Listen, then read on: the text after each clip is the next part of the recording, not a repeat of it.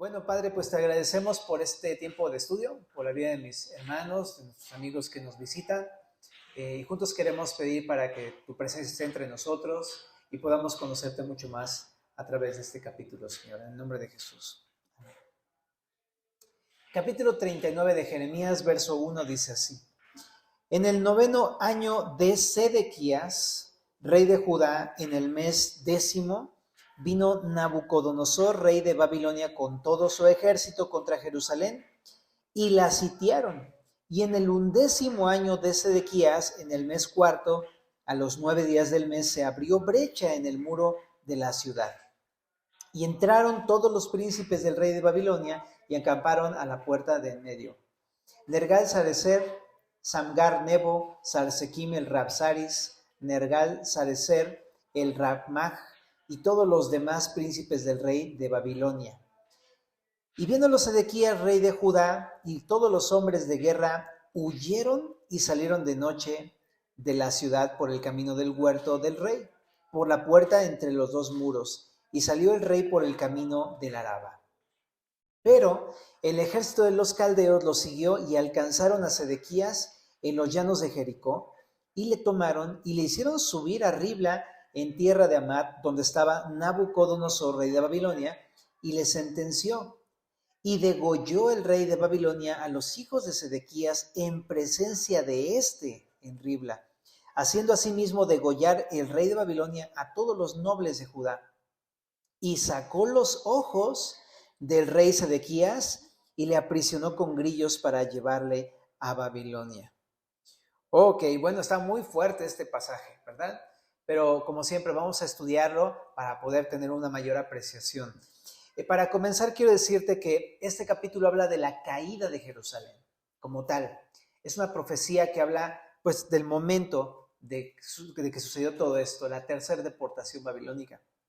Pero también este capítulo marca la sexta parte de nuestro libro del profeta Jeremías. Entonces, para tener un breve bosquejo, en el capítulo 1 vimos el llamado de Jeremías.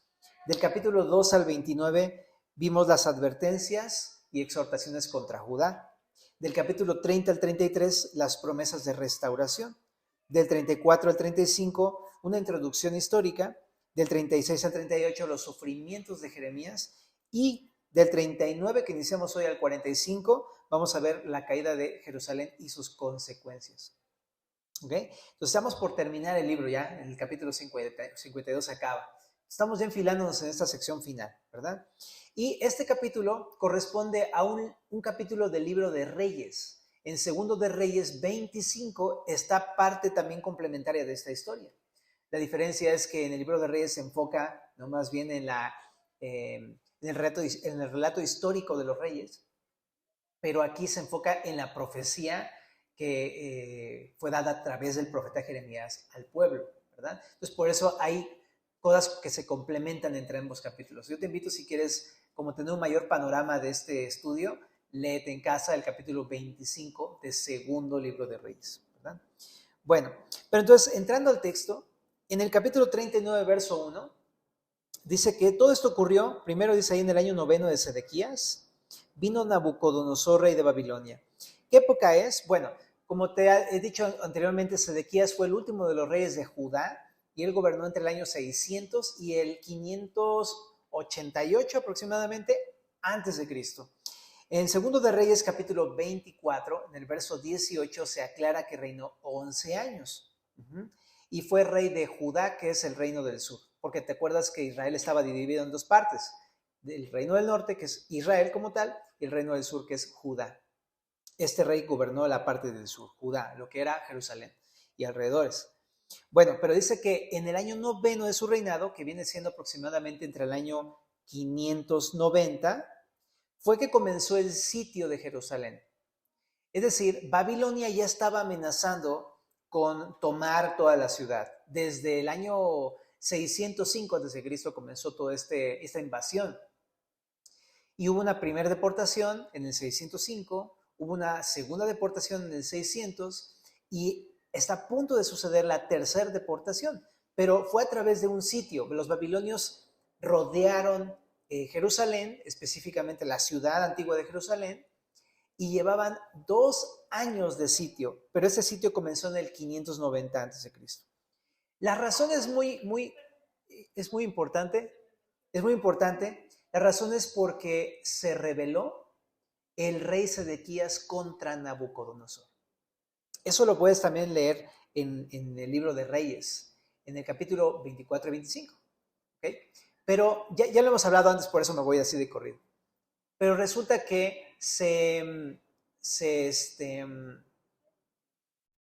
cuidado, ahí va. Ok. Viene a escuchar la palabra. Viene, se rebeló. Dios le había anticipado a través de Jeremías al rey Sedequías, humíllate, arrepiéntete, ¿no? Vuelve al camino de Dios. Ya lo hemos visto cómo le ha hablado a Sedequías. Pero este rey, en vez de humillarse y dejarse llevar cautivo a Babilonia, resistió ante el trato de Dios. Y la manera en cómo se resistió fue que se rebeló en contra de Nabucodonosor y le empezó a hacer guerra a Nabucodonosor, siendo que Sedequías había sido puesto por Nabucodonosor como rey de Judá. Fue una traición a Nabucodonosor y entonces viene toda la catástrofe que va a ocurrir. Y se rebeló por una razón, porque no se quiso humillar a Dios, porque no le quiso hacer caso ni a Jeremías ni al mensaje de Dios a través de Jeremías. No le hizo caso a Dios. ¿Ok? Entonces, eso fue la razón de por qué están sitiando Jerusalén. Ese es el verso número 1. Pero en el verso número 2 dice cuándo terminó el sitio de Jerusalén, es decir, cuando ya por fin entraron los babilonios en la ciudad. Tú sabes que un sitio es rodear la ciudad para evitar que entre y salga el comercio y también, por lo tanto, alimentos. Entonces, lo que están haciendo es, pues, matándolos de hambre y de todo recurso. Entonces, después de 2 años, en el verso número 2 dice que en el mes cuarto del año 11 de Sedequías, que estamos hablando que es más o menos en el año 588, algunos historiadores lo datan el 18 de julio del 588 a.C. Ese día dice ahí que se abrió una brecha en el muro de la ciudad.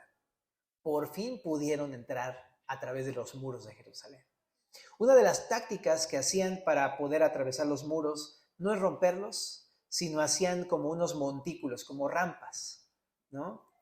Y también tenían otras estrategias, ¿no? A través de los ríos, de los acueductos, etcétera, ¿no? Entonces eran varias formas, pero aquí dice que se abrió una brecha en el muro de la ciudad. Entonces se entiende pues que si se abrió una brecha es porque se abrió el muro, ¿ok? Bueno, entonces por fin entraron los babilonios a conquistar Jerusalén.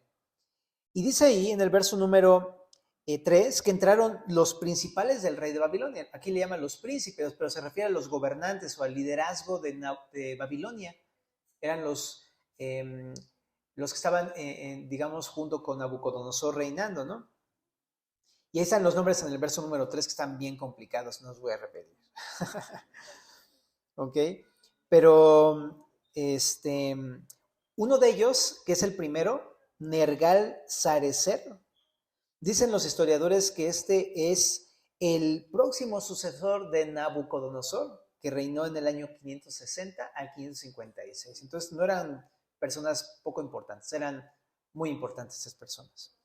¿Okay? Probablemente se ganó su reinado porque pues, tuvo la victoria en el muro, ¿me explico? Él fue de los que invadieron este lugar.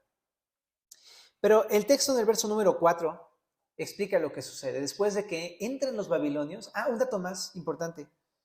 Históricamente también se piensa que el lugar donde entraron y donde se asentaron ahí, porque dice que hicieron un campamento, en el verso número 3, fue en una puerta que es la puerta de en medio. Ahí lo dice en el verso número 3. Esta puerta de en medio también es conocida como la puerta central y los historiadores, los arqueólogos, sitúan esta puerta justo en la parte sur del templo. La parte sur, si tú te acuerdas, el templo de Jerusalén estaba sobre un monte del templo, una explanada muy grande, y del lado este estaba la puerta del templo. Y del lado sur no había puerta del templo, pero sí había una puerta a los patios. Y en la parte sur del templo había una ciudad que era conocida como la parte baja de Jerusalén. Pues justamente unos piensan que en la puerta sur, por la puerta sur, que se llama la puerta de Hulda, exactamente fue el sitio donde se quedaron allá sentados este campamento. Son solamente teorías, pero es muy lógico. Igual también cuando fuimos a Jerusalén hace unos ayeres, nos estaban explicando los historiadores que por ahí entraron, ¿no? Pero bueno, entonces, así sucedió. Y en el verso número 4, entonces, ¿qué pasó? El rey de Judá, que se llamaba Sedequías, dice el verso 4, vio todo lo que había pasado. Por fin entraron a la ciudad y lo que hace es huir y salir junto con sus príncipes también, con sus principales. Y se fueron, ¿no? Salieron por el camino del Arabá. El Arabá, si ubicas así de frente a Jerusalén, del lado este de Jerusalén hay todo una como camino de desierto, que va desde el lago de Galilea en el norte hasta la parte central, que es el Valle del Jordán, donde se encuentra Jericó, hasta el sur, hasta donde está el Golfo del Arabá, que es un golfo que está junto a Arabia Saudita, o sea, es toda una franja desértica muy grande. Pues ese era el camino para escapar, ¿no? Y ya estaba a punto de salirse, ¿no? Cuando de pronto pasó algo en el verso número 5. Pero el ejército de los caldeos los siguió y alcanzaron a Sedequías, ¿en dónde? En los llanos de Jericó. Entonces, qué fuerte escena, porque ya está a punto de irse, ya está a punto de evadir el castigo que Dios había enviado a través de Babilonia, pero no se salió con la suya al final, porque lo que hicieron fue capturarlo, y después de capturarlo dice que en el verso número 5 le tomaron y le llevaron a Nabucodonosor para ser sentenciado. Nabucodonosor no estaba ahí en esa zona, en la zona del valle del Jordán, en Jericó, sino Nabucodonosor estaba mucho más al norte, entonces se lo llevaron de viaje hasta el norte, que esta parte de Ribla es una parte que está en una sección llamada Amat, que el día de hoy es muy cerca de Turquía, ¿no? Es en Siria, perdón. Justamente está en el río Orontes, está al norte de Damasco, si conoces un poquito acerca de geografía. Si no, búscalo en tu Biblia y por ahí aparecen los mapas, ¿no? Pero entonces lo llevaron a Nabucodonosor y lo sentenció. ¿Por qué estaba siendo juzgado este hombre? Por rebelión. Él se había rebelado en contra de Nabucodonosor. Entonces lo llevaron y la sentencia fue, dice aquí, degollar a sus hijos y a los nobles de Judá en sus propios rostros. Entonces, es algo bien fuerte lo que pasó con este hombre, ¿no? Porque aparte de que es la muerte de sus hijos, enfrente de su propio rostro y de sus líderes, que son sus colegas, es lo último que va a ver en su vida. La muerte de sus hijos. Es una cosa demasiado fuerte. Una disciplina severa. O sea, no sé si alguna vez te ha tocado alguna especie de disciplina en la escuela o algo así, o en tu casa, ¿no? O incluso en Cristo, ¿no? Pero no se compara con eso, ¿estás de acuerdo? Esto sí está muy fuerte, esta disciplina. Entonces así ocurrió con este hombre. Y pero, ¿sabes? Después de eso lo aprisionaron con grilletes, ¿no? Con grillos, ¿no? Y se lo llevaron a Babilonia cautivo a este hombre. Ahora hay algo que estaba yo meditando. Le quitaron los ojos, pero sí, ya sé, ¿no? O sea, ¿a quién le gustaría quedarse sin vista, no? Yo creo que es algo difícil, ¿no? Nada más de pensarlo. Pero le dejó el oído. Yo estaba pensando nada más en eso. Porque generalmente cuando tú te tapas los ojos un buen rato, has hecho el experimento seguramente, todo lo que tienes es el oído. Y que con el oído empiezas a captar todo lo que no haces con los ojos, ¿no? Si alguna vez estás enfermado de los ojitos. Pero el oído, entonces como que hasta parece que se agudiza y te ayuda muchísimo cuando no tienes los ojos. Me encanta eso de Dios. Porque a pesar de que sí lo disciplinó severamente, fue una fuerte disciplina por su gran rebelión que tuvo, no le privó la oportunidad de seguir escuchando la voz de Dios. Eso fue lo que hizo con este hombre. Bueno, pero vamos a tomar algunos puntos para nosotros en medio de todo este trayecto del capítulo 39, ¿no? Para empezar, Pues hablar precisamente del pecado de rebelión. Ujú. Rebelión lo entendemos como levantarse, ¿no?, contra el rey. En aquel tiempo, pues precisamente rebelarse era levantarse en armas o en oposición ante el rey que estaba gobernando, ¿verdad? Pero no se estaba oponiendo meramente ante un rey político, sino ante Dios, porque anteriormente ya Dios le había dicho, déjate llevar cautivo, y él no quiso, se está rebelando, ¿ok? Entonces, es lo mismo para nosotros, ¿no? El pecado de rebelión contra Dios es algo que es, pues, bastante severo contra Dios. ¿Me explico? Es un pecado fuerte porque es rebelarte contra Dios mismo. ¿Mm? Y hay quienes lo hacemos de manera quizá a lo mejor muy evidente. Yo me acuerdo de cuando tenía como 12, era demasiado evidente mi rebelión contra Dios. No me hables de la Biblia, yo le decía a mi mamá, no me hables y no quiero saber, o sea, nada, para nada. Y me decían, no, es que tienes que orar. No, ¿cuál orar? Y hacer lo contrario con tal de llevarle la contra a los que me estaban diciendo, ¿no? O sea, así hacía uno cosas, ¿no? De manera muy deliberada antes. Y uno puede hacerlo, pero muchas veces uno no sabe qué significa eso.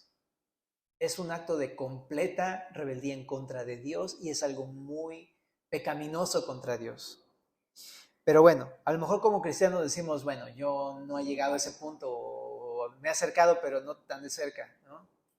Pero a la luz de la palabra, creo que todos hemos estado ahí en algún momento de nuestras vidas. Chécate en 1 Samuel, capítulo número 15.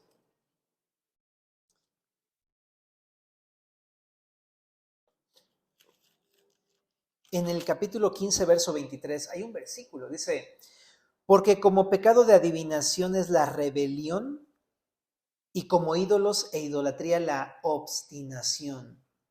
Por cuanto tú desechaste la palabra de Jehová, él también te ha desechado para que no seas rey. Lo que aprendemos de este versículo es que el pecado de rebelión es bastante fuerte. Rebelarse contra Dios es tan pecaminoso como un adivino. En la Biblia, ¿te acuerdas que él le mandaba a los israelitas acerca de los adivinos? La muerte. La adivinación es algo que el Señor no toleraba en la Biblia, en el Antiguo Testamento. Y tan pecaminoso como la adivinación es la rebelión. Uh-huh. Y también hemos visto en toda la Biblia, creo que uno de los pecados más fuertes que existen en la Biblia es la idolatría, ¿te acuerdas? Lo hemos visto. Tanto literalmente una persona que adora a un ídolo que no es Dios, como cualquier cosa que uno pone como ídolo, aunque no sea una imagen, que ocupe el lugar de Dios, aquello en lo que pones tu confianza que no es Dios, un ídolo, ¿no? Y hemos platicado acerca de los ídolos de la era de hoy, ¿no? El dinero, pues yo, el ídolo del yo, ¿no? Mis propias fuerzas, los recursos, etcétera. O sea, iba para botar para arriba, ¿no? Todo aquello en que uno pone su confianza que no es Dios. Pero la Biblia habla de que la idolatría es algo terrible. O sea, idolatría es ser infiel a Dios, estar en contra de Dios y también merece la muerte. Entonces, dice aquí este versículo que la rebelión es tan hostil contra Dios como cualquiera de estos dos pecados. Uh-huh. Ahora, el punto es, ¿será que yo estoy cometiendo este pecado o no? ¿Eso cómo lo podemos identificar? Bueno, nada más déjame citarte rápidamente en 1 Samuel, ahí, en el capítulo 15, del verso 1 al 3, te lo voy a contar rapidito, ¿vale? Pero anótalo. Primeramente, Dios le dijo a, a un rey llamado Saúl, que fue el primer rey de Israel, ¿no? Saúl le dijo, vas a ir con los de Amalek y vas a destruir a tus enemigos por completo. Y en el verso número 3 le dice, todo lo que tiene lo vas a destruir, todo por completo. Uh-huh. Eso es lo que le dijo. Entonces Dios le manda a Saúl matar a su enemigo por completo. Pero ¿qué hace Saúl en el verso número 9? Dice, y Saúl y el pueblo perdonaron a Agag, que es el rey de Amalek. Y dice, y a lo mejor de las ovejas, el ganado mayor, de los animales engordados, de los carneros y de todo lo bueno, y no lo quisieron destruir. Mas todo lo que era vil y despreciable destruyeron. Uh-huh. Entonces, no destruyeron lo que Dios le dijo. ¿Obedeció o no obedeció? No obedeció. sino que fue en contra de lo que Dios le había dicho. Uh-huh. Y también en el verso número 19 se acerca a confrontarlo el profeta Samuel y le dice, ¿por qué no has oído la voz de Jehová, sino que vuelto el botín has hecho lo malo ante los ojos de Dios? ¿Qué significa que no escuchó la voz de Dios? Aquí mismo le dice, ¿por qué no has oído la voz de Dios? O sea, le escuchó pues, pero cuando dice que no la escuchaste es más bien no la obedeciste, ¿no? Porque no la recibiste. Y él no lo hizo. Y luego en el verso número 20 al 21 dice, Saúl respondió a Samuel, antes bien he obedecido la voz de Jehová y fui a la misión que Jehová me envió y he traído a Agag, rey de Amalec, y he destruido a los amalecitas. Mas el pueblo tomó el botín, ovejas y vacas, las primicias del anatema para ofrecer sacrificios a Jehová tu Dios en Gilgal. Entonces, lo que vemos aquí es que se excusa, dice, para empezar, yo sí lo hice, ¿no? Se jacta de hacerlo cuando realmente no lo hizo. Y luego le echa la culpa. Pero si perdonaron a los animales, ese fueron tu pueblo, ¿no? Eso es lo que hace esa excusa. Y en 1 Samuel 15:22, otra vez Samuel le vuelve a decir, ¿se complace Jehová tanto en los holocaustos y víctimas como en que se obedezcan a las palabras de Jehová? Ciertamente el obedecer es mejor que los sacrificios y el prestar atención que la grosura de los carneros. Porque como pecado de adivinación es la rebelión y como ídolos de idolatría la obstinación.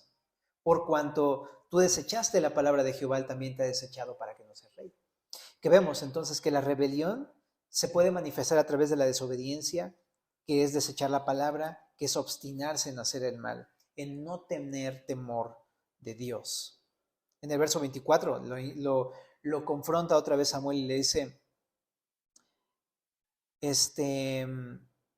entonces Saúl más bien le dice a Samuel, yo he pecado, pues he quebrantado el mandamiento de Jehová y tus palabras, porque temí al pueblo y consentí a la voz de ellos. Lo que reconoce por lo menos Saúl es, si desobedecí es porque tuve miedo del pueblo. Pero ¿por qué te quise leer todo esto? Porque esta historia nos ayuda a entender de qué manera podemos ser rebeldes contra Dios, si es que lo estamos siendo. Número 1, si Dios nos ha mandado cosas en su palabra, su anhelo es que sigamos en esos mandamientos. Pero, ¿cómo hemos respondido nosotros ante eso? ¿Hemos obedecido o no hemos obedecido? ¿Hemos escuchado o no hemos escuchado la voz de Dios? Esa es la pregunta que nos tenemos que hacer.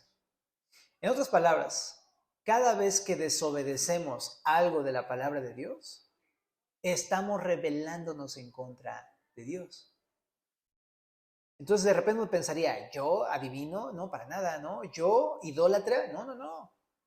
Pero pregúntate, ¿eres desobediente a la palabra? Y si tu respuesta es sí, es porque nos hemos estado rebelando en contra del Señor. Ahora, la razón, dice aquí, es que puede ser porque luego tenemos temor del pueblo, que ya lo hemos hablado en el capítulo anterior. Por miedo de la gente, pues entonces no queremos obedecer porque pues a lo mejor eso nos va a perjudicar a nosotros mismos, ¿no? Es que si yo obedezco a Dios, ¿qué van a decir? ¿Qué me van a hacer los demás? Pero también dice ahí, la desobediencia tiene su raíz también en no escuchar la voz de Dios. Muchas veces no leemos ni siquiera nuestra Biblia, pero ni siquiera un día en la semana. No tenemos una relación verdadera con el Señor a través de la palabra. Y eso es un grave problema. A lo mejor uno podría decir, bueno, se me pasó unos cuantos días, pero le voy a echar ganas, ¿no? Pero chécate que no oír la voz de Dios condujo a este hombre Saúl a cometer un pecado bastante grave. Y yo me doy cuenta de la importancia de leer mi Biblia todos los días, a cada momento que pueda, ¿no? Estar recordando y meditando en la palabra para obedecerla. Si no lo hago, voy a actuar en rebeldía. La carne es como bien fácil de alentar, ¿no? Si no le estás alimentando tu espíritu, luego la carne empieza a dar frutos malos en nuestras vidas. Entonces, por eso es tan importante leer nuestra Biblia, escuchar la voz de Dios, pero no solamente para oírla, para obedecerla. Cuando obedecemos la palabra, estamos oyendo la voz de Dios en verdad. Pero cuando no estamos obedeciendo, significa que nos la estamos echando a la espalda. ¿Me explico? como cuando tu mamá te dice, por favor, levanta por favor tu cama. Sí, mamá. Ok, sí le escuché, le respondí, le dije que sí, que padre, lo hice, ¿no? Entonces es la gran diferencia entre ser un religioso a ser un hombre que verdaderamente ama a Dios, ¿no? Y está escuchando a Dios. Bueno, entonces eso, cada vez que no obedecemos estamos desechando la palabra, estamos literal tirando un bote de la basura, diciéndole a Dios, no me importan tus palabras, quiero seguir haciendo mi voluntad. Pues por eso es bien grave, ¿no? Creo que a cualquiera de nosotros nos enoja cuando tú le des una instrucción así bien seria a alguien, ¿no? A tu trabajador, a tu hijo, a tu, no sé, algún ser querido. Por favor, haz esto. Y no lo hacen. Y es como, pero te dije, ¿no? Es molesto, ¿no? No sé si te ha pasado. Y muchas veces se los pides para su bien y nada más no lo hacen. Y tú les puedes argumentar, pero si te lo pedí para tu bien y no lo quisiste hacer, ¿qué te pasa? Imagínate qué ha de pensar Dios cada vez que nosotros estamos agarrando su palabra y la tiramos a la basura. No me importan tus palabras, no quiero considerarlas, ¿no? Bueno, un punto para también, entonces ya identificamos si estamos siendo rebeldes, ¿no? ¿No? Creo que es bueno todo esto para identificar, ¿estoy siendo rebelde como este hombre, Sedequías, o no? ¿Cómo es tu vida? ¿Se muestra una vida de obediencia o una vida de desobediencia, de rebelión o de sumisión? ¿Cómo es tu vida, no? Otro punto, ¿sabes? Jerusalén tiene unas murallas muy, pues, poderosas, ¿no? En un sentido militar. Pero estos hombres, aunque tenían una muralla muy enorme, para que no entrara el enemigo, ¿sabes? Cuando uno es rebelde contra Dios, ¿sabes que Dios se va a abrir brecha en tu vida? Si tú no quieres, Él va a entrar. O sea, uno dice, yo no quiero, no me importa, quiero seguir mi vida, y uno le cierra las puertas de su vida. Pero Jesús es tan amoroso y tan compasivo que va a decir, aunque no quieras, voy a entrar en tu vida porque te amo. Y te tengo que rescatar. Y muchas veces va a tener que destruir lo que tenga que destruir en tu vida para entrar en tu vida. Pregunta, ¿ha destruido Dios cosas en tu vida para que pueda tener cabida en tu corazón? O también preguntémonos lo siguiente, ¿yo he puesto en mi vida o en mi corazón cosas que están bloqueando que Dios entre a mi corazón? Es eso. Ahora, está muy interesante porque el pueblo, bueno, Sedequías, más bien, y sus principales, después de que ya entró Nabucodonosor allá, se trataron de ir, se huyeron y lo estaban logrando porque llegaron hasta Jericó, pero los alcanzó Dios. Y sabes, creo que tenemos que meditar en este hecho, en este punto, que uno podría pensar que uno no puede uno librarse de las consecuencias de sus pecados. Y de repente uno es bien hábil para tratar de esquivar estas consecuencias, ¿no? Pero déjame decirte una cosa. Dios no puede ser burlado. Y Dios nos alcanza. Él corre más rápido. Me cae. Muchas veces pasa. Si yo me acuerdo en mi juventud, ¿no? Yo no puedo decir que soy tan joven, ¿verdad? Pero cuando tenía por ahí de 20, 21 años, me acuerdo la cantidad de cosas que hacía y me acuerdo que todo el tiempo me las ingeniaba para no cosechar las consecuencias de lo que hacía, para que no me cacharan, para que no me regañaran, para que no pasara algo más con todo esto que estaba haciendo. Y al final, uno como joven dice, nada, no pasa nada. Mira, tú nada más cuídate y vámonos. Déjame decirte que el Señor nos alcanza en un momento de nuestras vidas. Y así nos alcanzó a todos. A mí me alcanzó a los 27. Y me quebrantó el Señor, ¿verdad? Y a todos nos ha quebrantado el Señor. Entonces, no pienses que te puedes salir con la tuya. No pienses que puedes esquivar a Dios o que puedes escaparte de Dios. ¿No? Nadie puede correr más rápido que Él, en verdad. Dios no siempre nos alcanza, ¿no? Pero ¿a qué me lleva esto? A decir, qué mala onda, déjame vivir mi vida. No, lo que estoy diciendo es, déjate alcanzar, ¿no? O sea, deja que Dios te encuentre y te quebrante y te traiga a Él, porque Él no te quiere destruir. Si te alcanza es para restaurarte, para componer tu vida, para salvarte. Entonces, no podemos hablar de un Dios malo, sino de un Dios completamente bueno, que cuando nos quebranta y alcanza es porque estamos mal. Estamos viendo una serie que nos encanta a mi esposa y a mí, los zombies, ¿no? Ya saben, algunos les gusta series, a lo mejor no tanto, pero uno de los diálogos fue muy interesante porque un personaje alcanza a otro y lo cuestiona, le dice, ¿qué quieres? ¿Destruirme? Y un personaje le dice, no, te quiero salvar. Pues así como, wow, eso es lo que estoy viendo aquí. A veces pensamos de Dios así, tú quieres destruir mi vida, ¿verdad? Quieres quitarme todo lo que tengo y quieres mover todo, ¿no? Pero no, Dios quiere salvarnos. Y no nos damos cuenta porque estamos tan cegados por nuestro pecado, nuestra rebelión contra Él, que pensamos que Él está contra nosotros. Los que estamos en contra de Dios somos nosotros, no Él. Él siempre ha estado con los brazos abiertos. De hecho, en la cruz murió con los brazos abiertos para recibirnos a todos nosotros. Y no nos recibió para decirnos, estoy aquí con los brazos abiertos, pero te pasaste, ¿no? Ahora ven para acá, pero te voy a dar unas buenas varas, ¿no? No, Dios dijo, tu pecado lo pagué en mi cuerpo, ¿no? Morí por ti, consumado es. Así estaba el Señor con nosotros. Entonces yo te quiero decir que si estás en rebelión, ven al Señor porque no viene, o sea, no te va a castigar. Sí disciplina, obviamente lo disciplinó al pueblo, pero no te va a castigar para condenación, ¿me explico?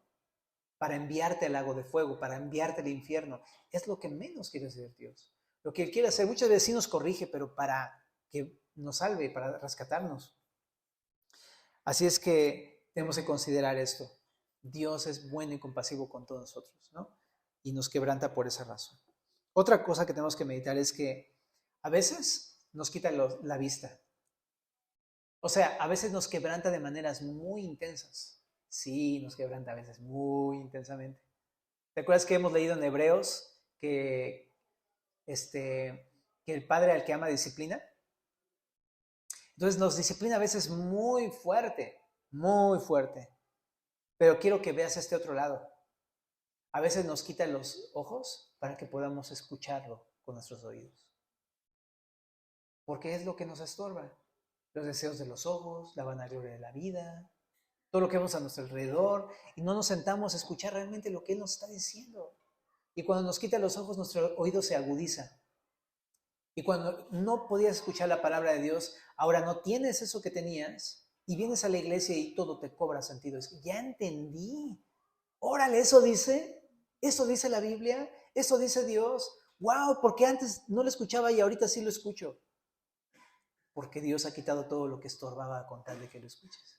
Y eso tampoco es un gesto de maldad de parte de Dios, eso es un gesto de su amor y misericordia. Entonces, a algunos les ha quitado la vista, a algunos la salud de alguna u otra manera, ¿no? Nos ha quitado cosas así para quebrantarnos, o nuestros negocios, o nuestra prosperidad, o nos ha quitado, no sé, amistades, ¿no? Muchas cosas, y es como, pues ahora puedo escucharte, Dios. Y sinceramente es lo más valioso que podemos tener, escuchar la voz de Dios otra vez. ¿Cuántos, después de un desierto de mucho tiempo, no habías podido escuchar con frescura la palabra de Dios? Y decir, hasta que por fin te vuelvo a encontrar, Señor. ¿Verdad? Yo quiero que te des cuenta el valor de lo que hace Dios cuando nos quita las cosas que nos estorban. Bueno, y el fin es que nos arrepintamos. Escuchando, podamos quebrantarnos de corazón. Y es lo que va a suceder con Sedequías y el pueblo de Jerusalén, ¿verdad? Se van a ir cautivos a Babilonia y allá van a arrepentirse y cuando vuelvan van a volver distintos. No quiero decir ya después en la época de Esdras, Nehemías y todo eso que va a pasar, ¿verdad? Pero por lo menos llegaron distintos, ¿ok? Por lo menos no volvieron a cometer exactamente los mismos pecados de antes. Pero definitivamente que las disciplinas de Dios nos transforman nuestro corazón. Son para bien todas ellas. Bueno, regresamos a Jeremías capítulo número 39 en el verso número 8. Dice así: y los caldeos pusieron a fuego la casa del rey y las casas del pueblo y derribaron los muros de Jerusalén. Y el resto del pueblo que había quedado en la ciudad y a los que se habían adherido a él, con todo el resto del pueblo que había quedado, Nabuzaradán, capitán de la guardia, los transportó a Babilonia. Pero Nabuzaradán, capitán de la guardia, hizo quedar en tierra de Judá a los pobres del pueblo que no tenían nada y les dio viñas y heredades. Aquí rápidamente, ahora se pasa de hacer el juicio a Sedequías, ahora se pasa a hablar del castigo hacia los habitantes de Jerusalén.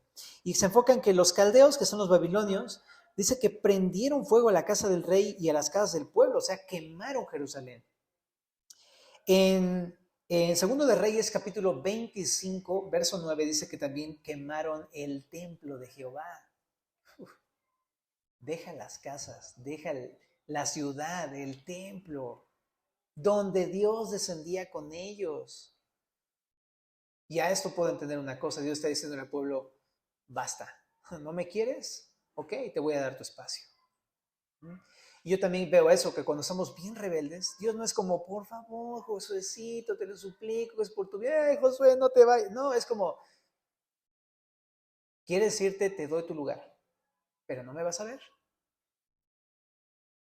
Y sí, si tú no estás viendo a Dios el día de hoy, quizás es por eso. A lo mejor hemos sido tan rebeldes que le hemos dado la espalda a Dios y Dios dice, va, dale, pero yo no voy a estar contigo. Pero también, ahí hablando del verso número 8 al 10, dice que entonces ahí en el verso 9, llevaron a todo el pueblo cautivo, ¿no? Y los transportaron a Babilonia. Fue bajo el mando de Nabuzaradán, que era el capitán de la guardia de Nabucodonosor. Puro nombre bien raro, ¿verdad? Pero ahí ocurrió la tercera deportación babilónica en el 588 y duró más o menos 2 años hasta el 586 a.C. Algunos historiadores dicen que había 832 personas que fueron llevadas cautivas en esta deportación tercera. La mayoría fue en la primera y en la segunda deportación. Bueno, pero se quedaron ahí. Dice que Nabuzaradán hizo quedar ahí a los pobres de la ciudad, pero no creas que muy buena onda, porque dice ahí, y les dio viñas y heredades. Y dice, órale, qué increíble, ¿no? Voy a volver un pobre para que me dé una tierra a Nabuzaradán, pero no. En el capítulo 25, verso 12 de Segundo de Reyes, dice que los dejó para labrar las tierras. O sea, no creas que los dejó así nada más porque sí. Los iba a poner a hacer trabajos forzados, aunque iban a tener también un lugar donde vivir. Pero, hey, tampoco a ellos les fue muy bien, ¿verdad? Bueno. Pero bueno, en resumen, toda esa sección es el cumplimiento de un pasaje muy importante. En el primer libro de Reyes, en el capítulo 9, verso número 6 al 9, habla exactamente de cómo Dios les advirtió de ser rebeldes. Déjame leerte este pasaje. Primero de Reyes 9, dice así, verso 6. Bueno, sí. Les venía diciendo, si obedecen, yo voy a,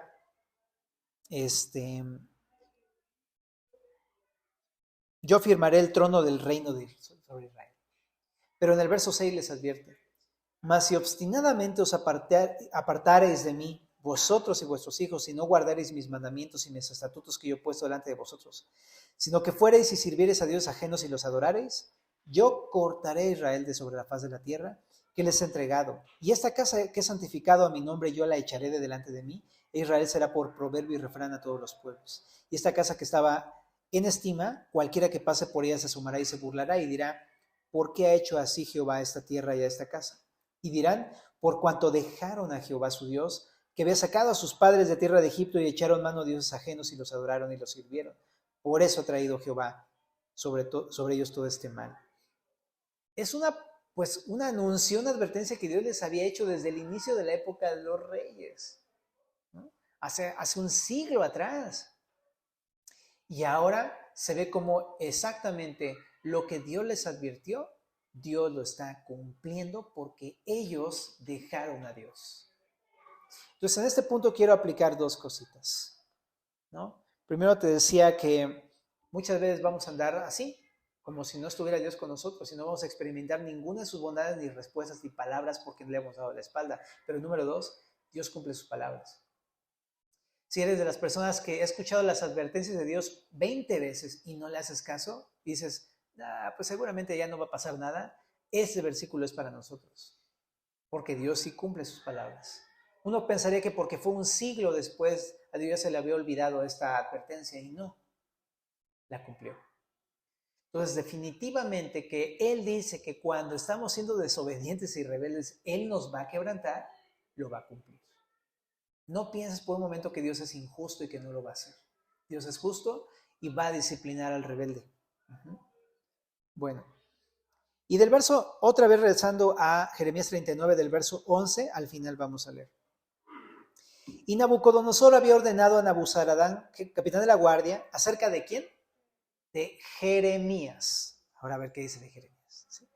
Tómale y vela por él, y no le hagas mal a alguno, sino que harás con él como él te dijere. Envió por tanto Nabuzaradán, capitán de la guardia, y Nabuzazbán, el Rabsaris, Nergal-Sarecer, el Racmach, y todos los príncipes del rey de Babilonia, enviaron entonces y tomaron a Jeremías del patio de la cárcel y lo entregaron a Gedalías, hijo de Icam, hijo de Safán, para que lo sacase a casa. Y vivió entre el pueblo. Y había venido palabra de Jehová a Jeremías, estando preso en el patio de la cárcel, diciendo, ve y habla a Ebed-Melech, etíope, diciendo, así ha dicho Jehová de los ejércitos, Dios de Israel, he aquí, yo traigo mis palabras sobre esta ciudad para mal y no para bien, y sucederá esto en aquel día en presencia tuya. Pero en aquel día yo te libraré, dice Jehová, y no serás entregado en manos de aquellos a quienes tú temes, porque ciertamente te libraré y no caerás a espada, sino que tu vida te será por botín. ¿Por qué? Porque tuviste confianza en mí, dice Jehová. Esa última sección está súper bonita, ¿verdad? Porque entonces hay un gran contraste entre las personas que son rebeldes y las personas que son obedientes, ¿no? Entre el rey y el pueblo de Israel y entre Jeremías y Ebed-Melech fueron dos personas completamente distintas, ¿no? Mientras el rey no creía y el pueblo desobedecía a Dios, Jeremías servía y Ebed-Melech confiaba en Dios. Qué gran diferencia y qué destino completamente diferente de ambos. Entonces me encanta la idea de que Dios nos habla diciendo, hey, ¿quieres una vida realmente distinta? Aprende a confiar en el Señor. ¿Quieres una vida distinta? Obedece al Señor, cree en el Señor. Bueno, pero ahí comienza diciendo que había una instrucción de Nabucodonosor, el enemigo del pueblo, hacia Jeremías. Como todo enemigo, uno pensaría, le va a mandar a ahorcar, ¿no? ¿Y qué le dice? Que haga lo que él dice. O sea, le está dando autoridad Nabucodonosor a Jeremías, siendo su enemigo. Eso no pasa ni en las películas. Está increíble, ¿no? Es un milagro de parte de Dios en el corazón de Nabucodonosor. Pero lo que podemos ver es que Dios lo protege, ¿no? ¿Qué contraste? Porque en el capítulo 37, verso 12, vimos cómo Jeremías se quiso escapar y le dice a Sedequías, presta para acá, ¿dónde vas? ¿No? Y lo agarran. Cuando él se quiso escapar, no pudo. Cuando Dios intervino, Dios lo cuidó. Me encanta porque si tú estás tratando de buscar al Señor y obedecer al Señor, nuestros esfuerzos por librarnos son inútiles. Pero me encanta porque Dios cuida a los fieles. Pero se encarga especialmente que sepas que es Dios el que te salva y no tú en tus fuerzas. Para que toda la gloria se la lleve Dios y no uno. Entonces, nada más como para que sepamos, si estamos buscando al Señor, es como, ¿me voy a salvar? No, ni lo intentes. Deja que el Señor intervenga en el momento correcto y Él lo va a hacer de la forma correcta. Bueno, entonces descansamos teniendo el cuidado de Dios, familia, el cuidado de Dios. Y no es en nuestras fuerzas. Y más adelante en el capítulo 40 dice que se fue a vivir a la ciudad con Nabucodonosor. Se tomaban el cafecito juntos. En Mizpa, ahí fueron a vivirse. Bueno, y dice que puso a Gedalías encargado, dice que se lo llevaron a Gedalías y se fue ahí con Gedalías, ¿no? Y vivió dentro del pueblo. Eso también, Gedalías, nada más para comentarte, fue el gobernador de Judá más adelante, lo puso Nabucodonosor. Entonces, pero Dios cuida de sus siervos, de las personas que son obedientes, que aman la palabra, que confían en Él. Y del 15 al 18 vimos cómo también Dios no se olvidó de Ebed-Melech. ¿Qué hizo? ¿Te acuerdas qué hizo Ebed-Melech? La semana pasada lo vimos. Ebed-Melech, cuando vio que iban a matar a Jeremías, intervino y le dijo al rey, no, no hagas eso, los que te aconsejaron eso están mal, sálvalo, ¿no? Y le dice, pues agarra a tus hombres y ve tú y sácalo, ¿no? Porque hasta eso era bien miedoso Sedequías. Y va Ebed-Melech, se arriesga, va y lo saca con unos trapos. Pero aquí aparece la razón de por qué lo hizo. Le dice a Dios, porque tú confiaste en mí. Lo que yo entiendo es que Ebed-Melech creía la palabra de Dios a través de Jeremías y confiaba en Dios de tal manera que decía, no pueden hacerle esto a este hombre, y por eso lo sacó del hoyo. Y dijimos la semana pasada, qué bendición es que ser como Ebed-Melech, que van y están dispuestos a arriesgar su vida para sacar del hoyo a otras personas, y mucho más a los hermanos, ¿no? Pero aquí está la razón. Si nos comportamos así es porque tenemos confianza en Dios. Y quiero hablar de este punto. Una vida consistente es una vida que actúa de acuerdo a lo que cree, ¿verdad? Una vida que actúa para beneficio de los demás y salvación de los demás es porque implícitamente ha confiado en Dios. Es una fe de veras, ¿no? Una fe que cree en Dios y actúa conforme a lo que cree, una vida consistente. Yo creo que este pasaje nos enseña esto, ¿no? Actuar de maneras consistentes con nuestra fe. Si confiamos verdaderamente en Dios, vamos a actuar de acuerdo a lo que creemos. Pero una persona que solamente oye y hace lo distinto a lo que oye, no es una fe verdadera. Pero Dios cuida y protege a aquellos que confían en Él, que reciben la palabra, que escuchan su voz, que obedecen y le sirven. Para terminar, solamente voy a ir a Santiago porque ya se nos fue el tiempo, pero en Santiago, en el capítulo número 1, verso 21, dice así.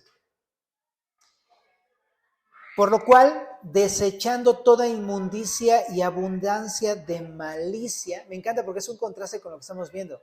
En vez de rechazar a Dios, dice, rechaza toda inmundicia, toda malicia, deséchalo al bote de la basura. No eches a la basura las palabras de Dios, echa a la basura nuestro pecado, es lo que hay que echar a la basura. Y dice, y después de echar a la basura eso, dice aquí, recibe con mansedumbre la palabra implantada.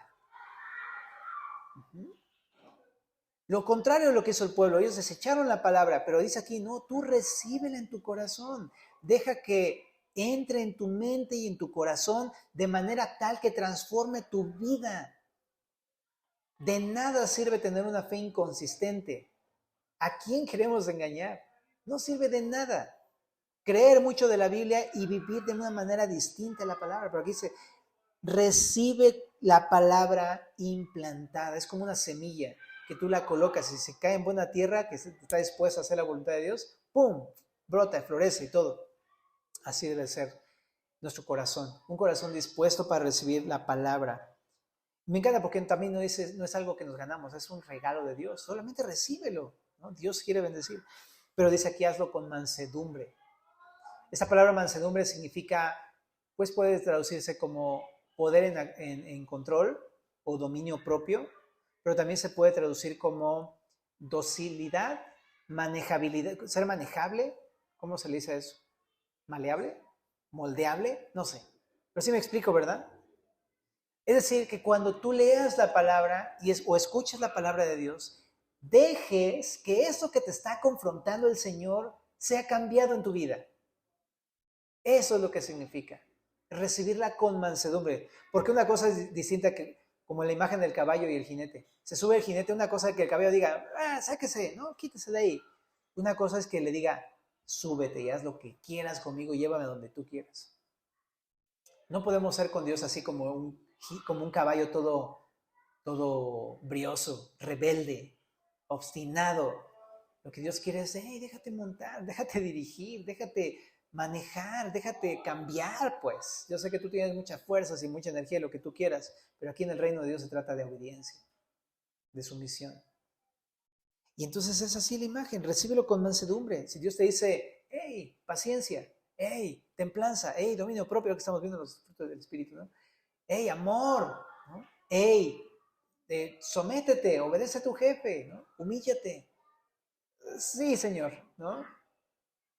Eso es recibir con mansedumbre la palabra implantada, no con quejas, no con cuestionamientos, pero ¿por qué yo y por qué él no? ¿No? No, todos con mansedumbre, la cual dice aquí puede salvar nuestras almas. ¿Salvó a Jeremías? Sí. ¿Salvó a Ebed-Melech? Sí. Son dos ejemplos. Y también puede salvar nuestras almas, claro que sí. ¿Verdad? Pero terminemos en el verso 22. Pero sed hacedores de la palabra y no tan solamente oidores, engañándonos a nosotros mismos. ¿Te acuerdas que te decía que nadie puede engañar a Dios? ¿A quién es el único que podemos engañar? A nosotros mismos. Y dice Dios, no, no, no. Haz la palabra. Y tú sabes cuando la estás haciendo, cuando no la estás haciendo. No te trates de engañar a ti mismo. ¿No? Simplemente hazlo con sinceridad, honestamente, delante de los ojos del Señor. ¿Oramos? Gracias, Padre, por tu palabra en esta noche que nos alienta, que nos motiva, que nos corrige, que nos advierte de cosas, Dios. Gracias porque todo esto es parte de tu gran amor inmerecido, Señor. Es que te damos gracias por tu palabra. Te pedimos, Señor, que esto que leímos hoy no nos los echemos a la espalda. Dejemos que tu palabra, Señor, pueda transformar nuestros corazones y nuestras vidas para tu gloria, Señor, para beneficio de todos los que nos rodean en el nombre de Jesús. Amén.